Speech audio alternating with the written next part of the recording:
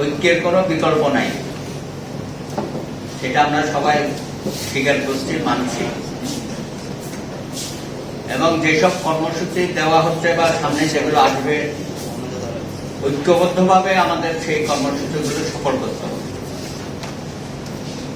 আপনি দেখুন, এই যে 28 তারিখে যে একটা বিশাল লক্ষ লক্ষ গণমানুষের সমাবেশ করলো বিএনপি, সেটাকে কিভাবে ডিবি হারুন, অনেকে বলে এটা তার একক সিদ্ধান্তে নাকি এটা হয়েছে, সোনার ছেলে, প্রধানমন্ত্রীর সোনার ছেলে। ভাই হারুন সাহেব, আদিল সাহেব তো আপনার চেয়ে অনেক শক্তিশালী লোক ছিল নাকি? আর আপনি যার অধীনে বেড়ে উঠেছেন, বেনজির সাহেব, তার শক্তিমত্তা আমরা দেখেছি। দিন শেষে আদিল সাহেবের করুণ পরিণতি দেখছেন না? বেনজির সাহেবের কি পরিণতি হয়েছে দেখছেন না?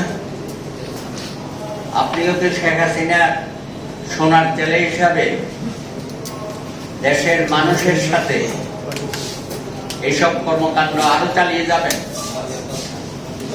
28 তারিখের ঘটনার মধ্য দিয়ে কিন্তু এটা হিসাব নিকাশ হবে ভবিষ্যতে। এবং আরো যারা যারা আছেন সোনার ছেলে, বিভিন্ন জায়গায় বসে আছেন, নির্বাচনের কথা বলছেন, নির্বাচনেও যারা বসে আছে তারাও তো ওনার সোনার ছেলে। বিচার বিভাগের কথা বলছেন, এই যে আমার হাবিব ভাইকে কি ব্যবহারটা করলো তারা, তার প্রতি যে অবিচার করা হয়েছে, কারারুদ্ধ করা হয়েছে। দুদু ভাই মাসের পর মাস বেল পায় না, জেলখানে আবারও হয়তো ঢুকতে হবে। আপনারা দেখছেন, যারা বেলে ছিল তাদেরকে ঢুকাই দেওয়া হচ্ছে। ঈশ্বর কদিন আগে বিচার বিভাগও যারা বসে আছেন, ওরা কি ন্যায় বিচার করছে না? তারও এই প্রশাসনিক যারা কর্মকর্তা যেসব কর্মকাণ্ড করছে একইভাবে। বিএনপি অপোজিশনের নেতারা যারা আগাম জামিন নেয়, তারা যখন গিয়ে ওখানে সারেন্ডার করে, সেখানে তাদেরকে ঢুকিয়ে দেওয়া হয়। এবং প্রধানমন্ত্রী বলেছেন যে তিনি অপোজিশনের মামলাগুলো দ্রুততম সময়ে শেষ করতে, অর্থাৎ তাদেরকে কনভিকশন দিতে হবে। আরে ভাই, কিসের নির্বাচন?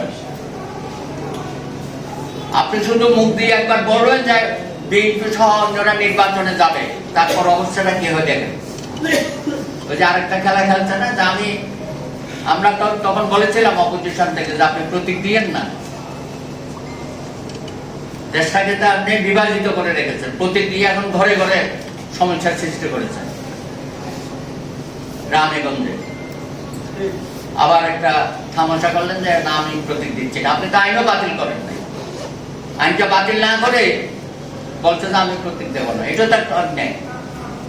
তারপরে তো তুমি দামি নির্বাচন একবার শুরু হয়েছে, এখান থেকে তো জাতিকে আর আপনি বের করতে পারবেন না।